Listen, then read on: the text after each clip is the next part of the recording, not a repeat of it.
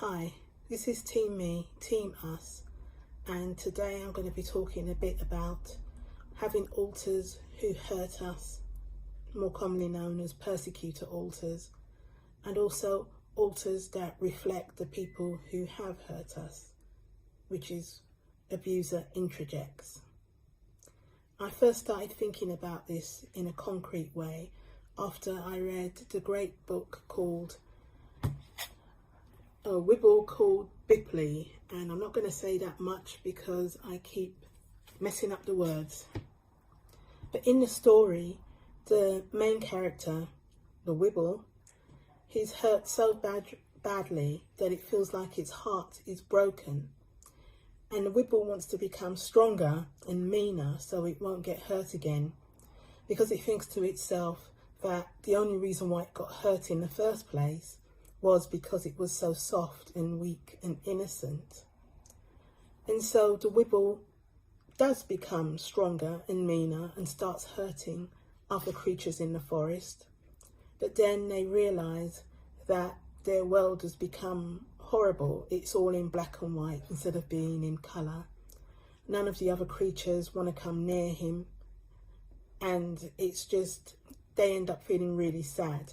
But there is one brave creature who convinces the Wibble to actually just look at what's going on and find a balance between being too soft and too innocent and too mean and too tough.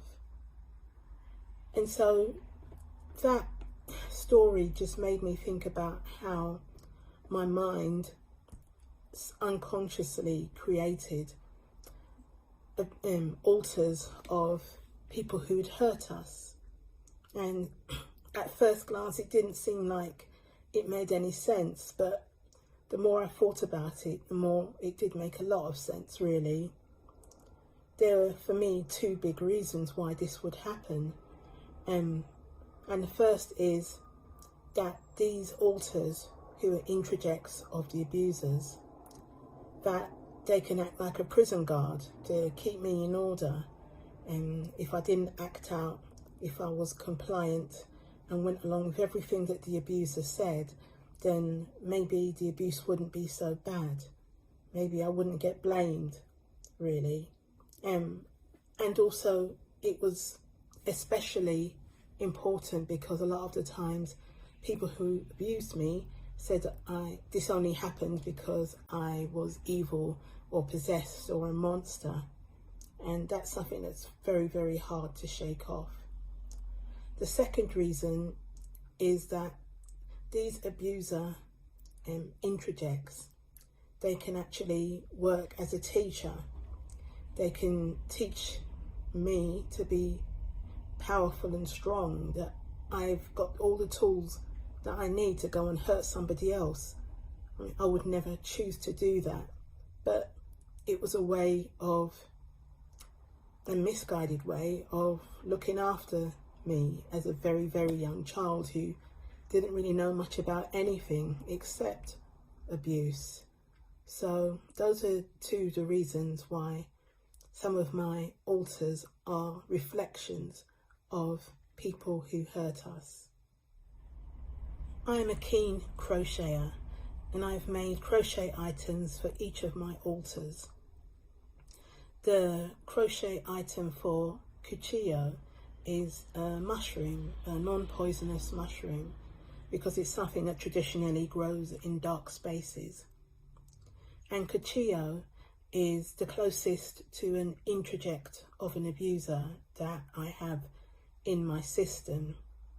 And just a quick note that Cuchillo in Spanish means knife, and this alter's name did start off as knife, but because it's such a loaded word for me, that I changed it to Cuchillo. It still means the same thing, but it isn't so loaded. I only know very little Spanish, but I know enough for that term. So Cuchillo is a direct reflection of a man that I knew as a child,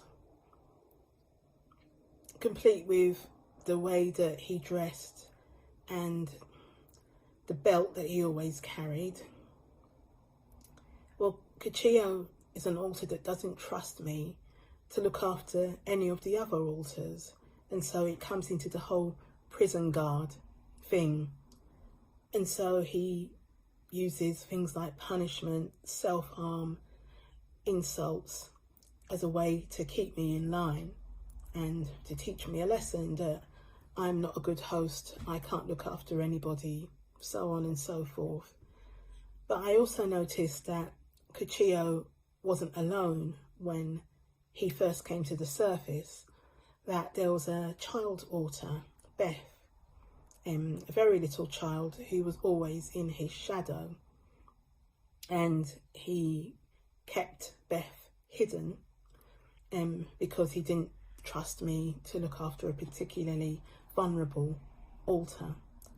And so it's taken a few years, but after talking and trying to reason with Cuchillo, he has loosened his grip quite a bit on Beth, so she is free to grow and become her potential, and also become friends with some of the other younger alters as well.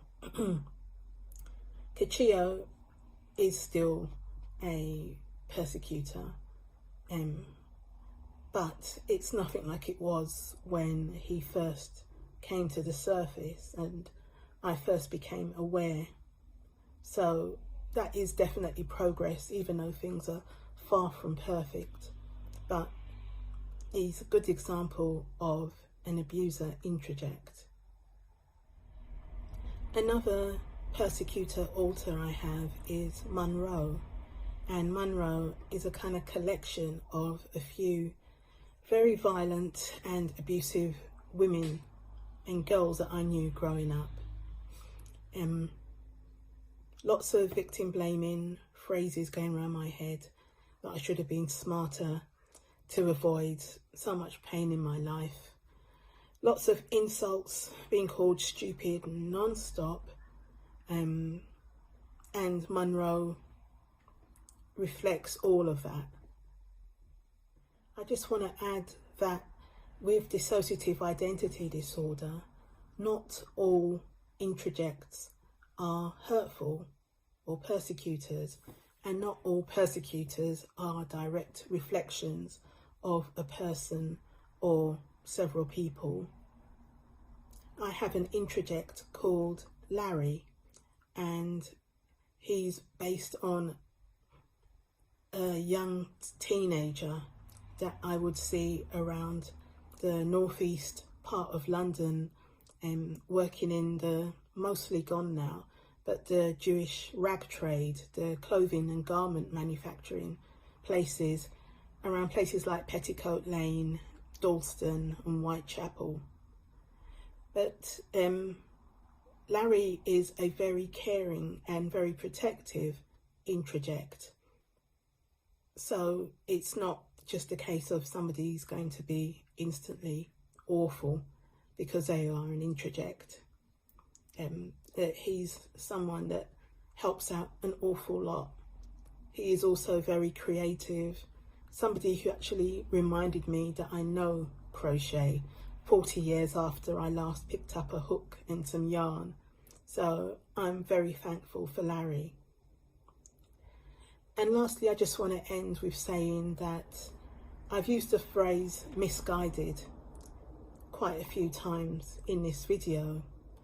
Not all persecutors are misguided.